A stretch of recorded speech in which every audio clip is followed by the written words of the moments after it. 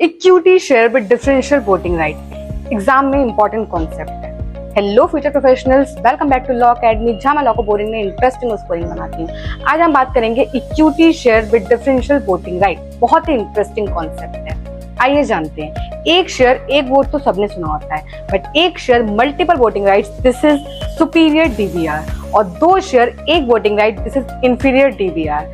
आइए जानते हैं कंडीशंस की। Only company limited by share can issue equity share with differential voting right.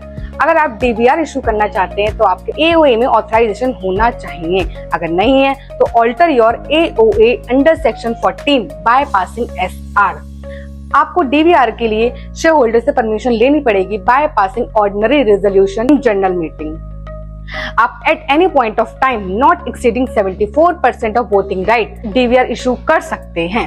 Company पिछले 3 साल से ना ही फाइनेंशियल स्टेटमेंट में और ना ही एनुअल रिपोर्ट में कोई भी गलती होनी चाहिए, और कंपनी के ना ही कोई सबसिस्टिंग डिफॉल्ट होना चाहिए। Payment of declaration of dividend में, पेमेंट ऑफ मैच्योर डिपॉजिट में, और payment of redemption of preference shares and debenture में। और अगर कोई भी गलती है तो company from the expiry of 5 years के बाद ही डीवीआर इशू कर सकती है। कंपनी किसी भी कोर्ट और ट्रिब्यूनल से पेनलाइज नहीं होना चाहिए, और ना ही सेबी एक्ट, आरबीआई एक्ट और सिक्योरिटीज कॉन्ट्रैक्ट एक्ट और फॉरेन एक्सचेंज मैनेजमेंट एक्ट में पिछले 3 साल से पेनलाइज्ड होनी नहीं चाहिए। Keep learning, keep scoring.